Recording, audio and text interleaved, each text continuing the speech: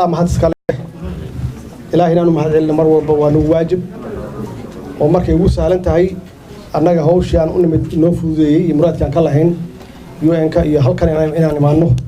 إذا كان إلهي إذا فوذينا هل كان تمادان أو قاركين الملف فوق كتمادان وعن رجينا إن شاء الله سنة وضع قفر بنو هويجيس يبورجيس وحان هاد علنا يا سفيرك يهو ذا النض سفارة وصيد الله شيء رنتي شقاءات ياد بالله رقبتي أو صورة قليي رنتي إنه وقت بدن يدور بدن قليان سيدي نوهي لها لوكيشن كان oo anigu waa kala qaarna magaaladan ay tahay meel prime area ah oo muhiim ah oo safaarada badan ay ku yaalaan waxa la filayo waqtidan oo kale in aan hadaan nahay Soomaaliya xaaladan ku jirno meel fog oo luqluq ah ina ku dhumano laakiin alxamdulillah ilaahay waa mahad iska leh in dadkii wax loo raadiyay iyo tabarteena sugeynay inoo suurta gashay inaan maanta meeshaan isugu imaano aan safaaraddan halkan aan ka furno waxaan u mahad celinayaa jaaliyadda Soomaaliyeed ee meelo kala fog ka yimid iyo kuwa DC iyo Virginia maxaan ku raahdaa nooga yimid oo ka soo qayb galay xafladan waa jeclaan lahaa sidii la ii doortay hadda ay ugu horeysay inaan Mareykanka ku soo noqdo oo qorshahaygu uu ahaa inaan tago Minnesota iyo Ohio iyo Boston iyo Texas iyo Toronto naftigeeda sidaan u kala hormariyeen waxa way sidii noo taageereen waagin qaran aad iyo aad aan runtii uga mahad celinayaa taageerada mar walba ay u hayaan dawladda iyo wadaniyadooda mar walba ula taagan yihiin inay taageeraan dawladooda insha Allah waa idin soo noqonaya sida ugu dhaqsiyaha badan meelahaas aan sheegana waa booqanaya haduu ay biiraahdo ma insha Allah waxaan u mahad celinayaa golaha wasiirada oo ra'iisul wasaaraha ugu horeeyo oo runtii beeqaamiyay oo suurtageliyay sida wasiirku uu sheegay inaan hantidan oo dawladda Soomaaliyeed iyo dadka Soomaaliyeed iyo dalka Soomaaliyeed hantidooda oo naga wada dhaxaysa in wax loo beeqaamiyay wax loo meel dhigay si ay u soo roodo safaaraddan oo ku taalo Washington oo ah dawladda Mareykanka oo aan nahay saaxiib aad iyo aad u dhow strategic ally aan nahay marnana ayna kala maarmin inaan ku yeelano hantima guurta ah runtii wasaaraha iyo golaha wasiiradan runtii uga mahad celinayaa iyagoo ka jawaabay ballanteennii hore oo ahayd in Soomaaliya qabkeedii aan soo celino waana ka hadli doonaa haduu Ilaahay yiraahdo maanta wanaali weyne maanta wanaali maanta wanaali weyne maanta wanaali maanta runtii farxad weyn iyo sharaf weyn ayay ii tahay inaan kala soo qayb galo xafladan aad loo soo qaban qaabiyay quruxda badan oo aan ku fureyno dhismaha cusub ee safaaradda ee ku shaqeynayso xafiisyada u noqon doona aad runtii ugu faraxsanahay aniga hadde meeshaan waa meeshaan ka dhul bilaabay Mareykanka markaan imid safaaraddana waa meeshaan ka dhul bilaabay waa aqaanaa xaaladaha la soo maray marxaladaha la soo maray waa aqaanaa markaan taariikhiyan kaga taabto runtii safiir walba soo mara wuxuu ka shaqeynayay sidii dawladda Soomaaliyeed ay ugu lahaan lahayd hanti maguurta ah oo safaaraddu ku shaqeyso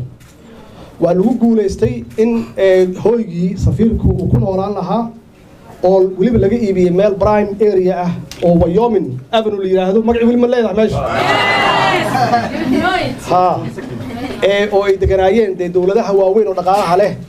ilaa markaas naftigeena madaxeena waa taagnaa waxaa la rabay in lagu xujiyo marka in la iibiyo meeshii xafiiska ay ahaan lahayd waxaan ku shaqeynaynay Watergate markaas oo iyada naftigeeda ah meelaha dawladaha Carabaha ay ku lahaayeen xafiisyada laakiin mar walba waxaan raadinaynay inaan helno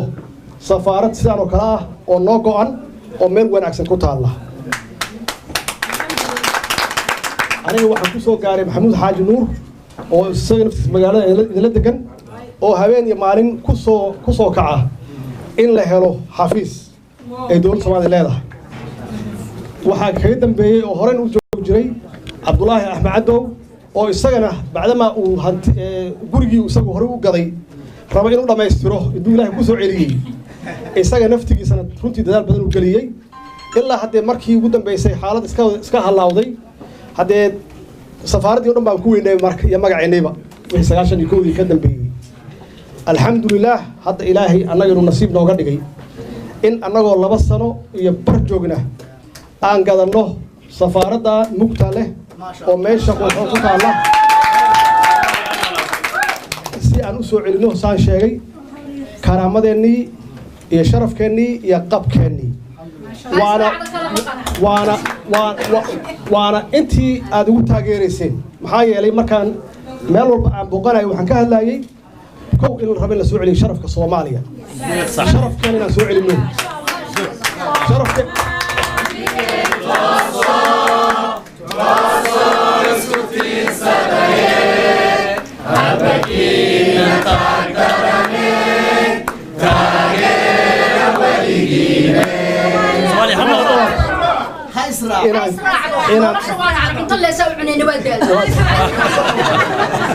marka annaga ajandayaashana noogu horeeyay waxay ahayd inaan qabkii Soomaaliya soo celino oo aan annagu soo aqoonsano inaan nahay dadka adduunka ugu fiican inaan nahay sababtoo ah dad isku mid ah oo isku dhiig ah oo ehel ah oo maxaan ku raahdaa isku dhaqan ah oo isku luqad ah oo dhul fiican Ilaahay siiyay inaan nahay marka Ilaahay waana doortay intaas ka badan oo Ilaahay ka rabto hadda waxa weeye waxa moogtahay waa wax dheeraad ah way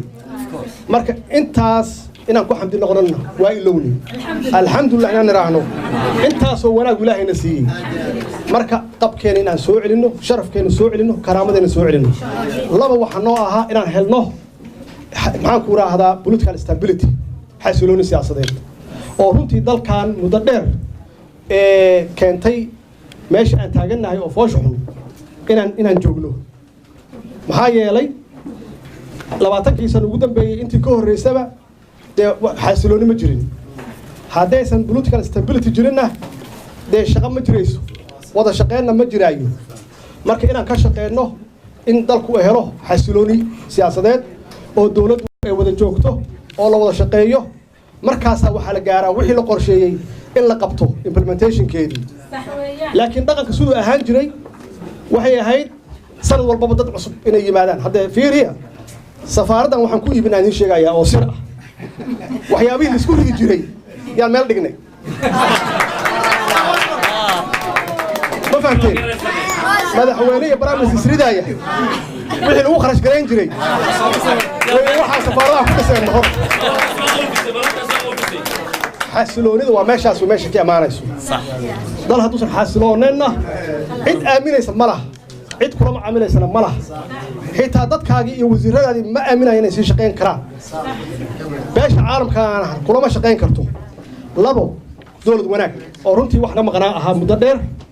oo ugu horeysa musuqmaasuq fara badan fara badan waxa iyada nafteeda qayb ka ah xasilooni la'aan maxaa yeelay qof isku kalsoon ma jiro marka runtii dowlad wanaaga waxay noo ahayd iyada naftigeeda dee waxa kaliya ee dowlad ku shaqayso waa dowladdaasi inay tahay dowlad nadiif ah oo runtii kalsoonina shacabkana ka haysata wixii lagu aaminana sidii Ilaahay ugu aaminay ay u maamusho wada shaqeyn fiicanna ay ka dhaxayso taasa marka waxay keentay inaan bilawno maxaan ka bilawnaa dhismaha xagee ka bilawnaa inaan safaarada ka gadanno xagee ka bilawnaa inaan soo celino adeegii dadku u baahnaayeen ee shacabku u baahnaayeen xagee ka bilawnaa nasiib marka waxaan u yeelanay safaaradda Washington oo ahmiyad weyn noo ah dowladda Mareykanka inaan ku yeelano meel biri aan ugu lahayn waa ka baxaysaa ama waa ka guuraysaa meel dhulkeeda adigu aan leedahay dhismaheedana aan leedahay iyo sida uu sheegay wasiirka dhulalkii burburay oo dhan safaaradaheennii bacdama burbur ugu dhacay iyo dhibaato safaaradaheennii iyo dhismaheennina waa burbureen iyaga naftigoodii inaan dib ugu noqonno safaarado fiican iyo meelo fiican baa safaaradan ku leenahay laakiin dayac badan iyo burbur badan baa ayaa ku jira oo ka muuqda inaan dib ugu noqonno oo meeshii aan shalay adduunka kaga jirnay aan kaga jirno safaarado cusubna iibino kow ka tahay London iyo South Africa iyo ilaahay hadduu noo sahlo Canada hadduu ilaahay yiraahdo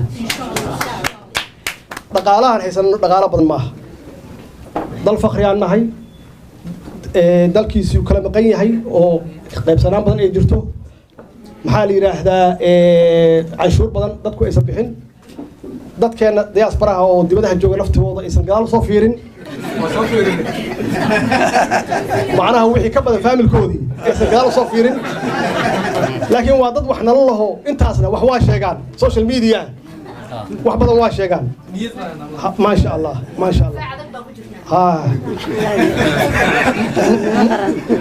marka runtii dhaqaalehen waa meeshaas weeye laakiin haddii meesha uusan liig badan jirin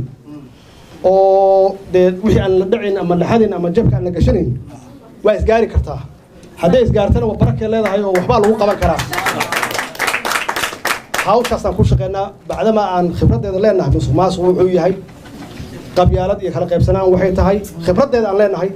colaad meeshayna gaarsiisa aan naqaano khibrad naga maqan ma laha marka wixii hadda naga maqan waa caqli iyo aqoon ilaahina waana siiyey oo dadkii ilaahay doortaan nahay oo Soomaali ah soo saas maaha waxaan waxa weeye waa dhaxal Soomaali ah weeye oo annagu runtii dadkii naga horreeyay ay ahayd inay nooga tagaan laakiin waa dadaaleen waxay qaban kareen waa qabteen lama eedeynayo wixii hadda ka dambeeya waa annaga marka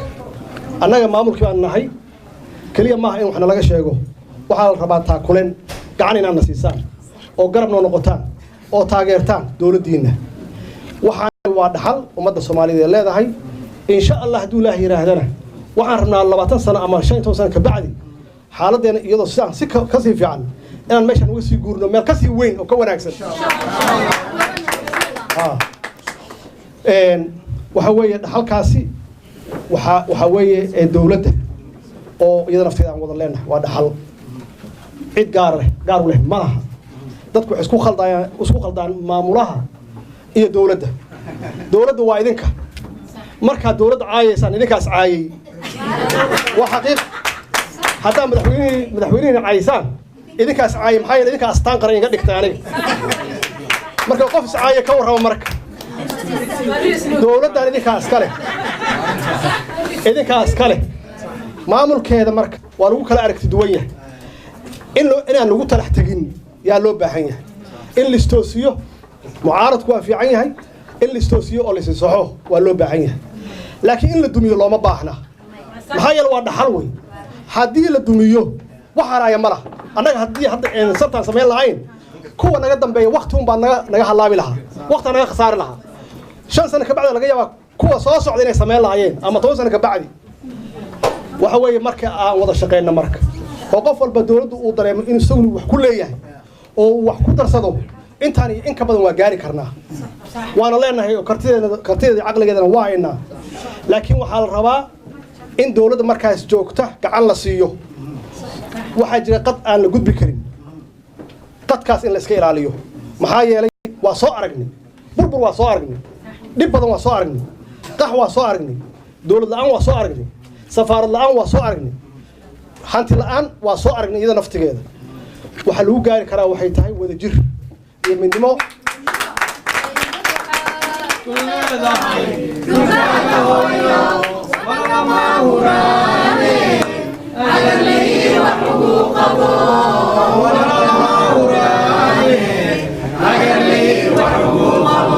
dalkiina marka